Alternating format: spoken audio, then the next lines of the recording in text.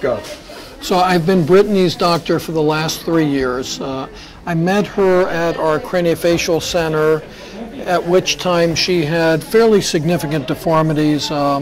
Most of her eye protruded outside of the orbital cavity.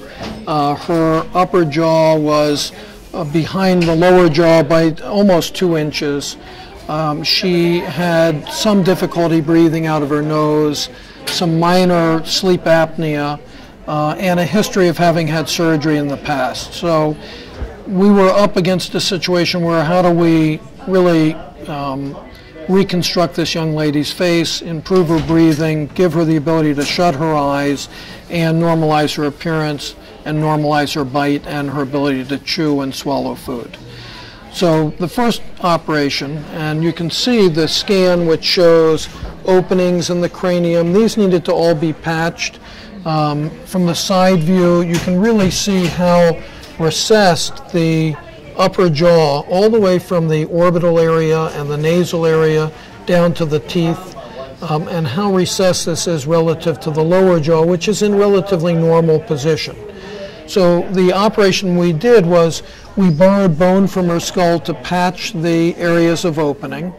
Once that was completed with the neurosurgeon, we made bony cuts around the orbits. We made bony cuts across this arch. We made bony cuts that extended behind the upper jaw, and from the front view,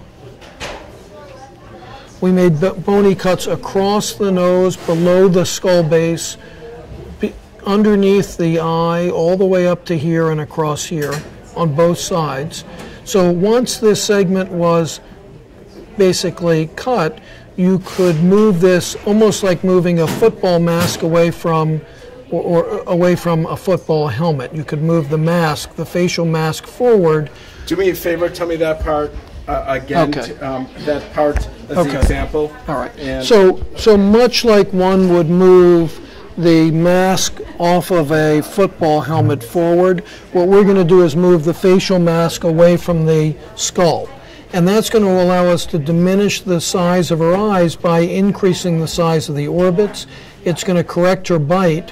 It's going to move her cheeks into more normal position. And at the same time, we will patch this area of defect in the skull. And then lastly, to show me that patch of defect. So we're going to patch the defect in the skull right in this area.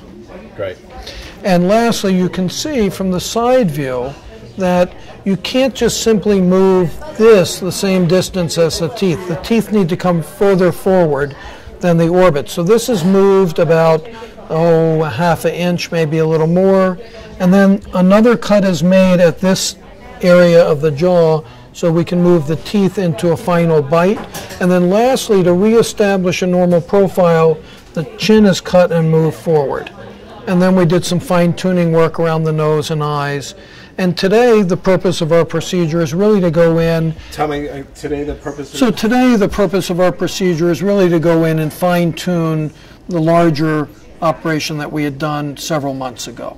And our plan is to remove some hardware in the skull, to use a specialized endoscopic technique through little incisions where we can tunnel in and fill in some of the deformities with a bone cement called osteovation, and then basically reposition their cheek implants for just a little more subtle look, do some work around the eyes, improve the appearance of the eyes by allowing one eye to recess and lower a little bit, and at the same time tack up her stretched eyelids, which had been stretched out over many, many years of protrusion of the actual eyeball.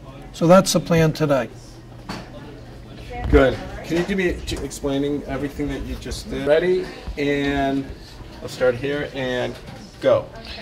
So our plan today is to, I'm sorry, let me start again. And go.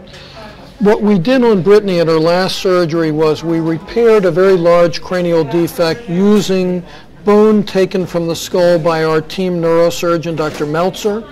We then made cuts across the nose, inside the orbital cavity, across the rims of the eye, and across this arch, and then all the way along the behind the upper jaw so that we could, just like you would move a football mask away from a helmet, we can move the facial mask away from the skull.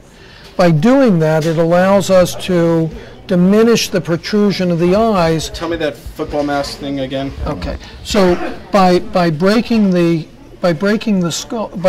face away from the skull, it's much like as if you were going to move the mask of a football helmet forward, and that's what we're doing with the face in this case.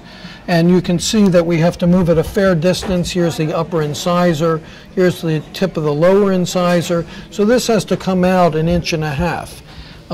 At the orbital level, it has to come out about 3/4 of an inch. What's the orbital level? The orbital level is where the eyes are. So where the eyes are? So where the eyes are, the movement is going to be a little bit less than where the teeth are. So we have to make another cut in the upper jaw to move the teeth into a final bite. And then lastly, Say that again. And then lastly, to reestablish facial harmony, the chin needs to be cut and moved forward. And that is basically what we did at her last operation. Great. If you can, you me all that. Okay. All right. So what we did was, after we patched the cranial defect, we made a cut across the bridge of the nose below the base of the skull. We made cuts inside the orbital cavity and across the orbital rim. And we made another bony cut across. And we made another bony cut. And we made another bony cut across the arch of the cheekbone. In addition, there were bony cuts made behind the upper jaw on both sides, and also separating the nose from the palate so that all of the facial mask could be moved forward, much like if you detached the mask off of a football helmet and moved that forward.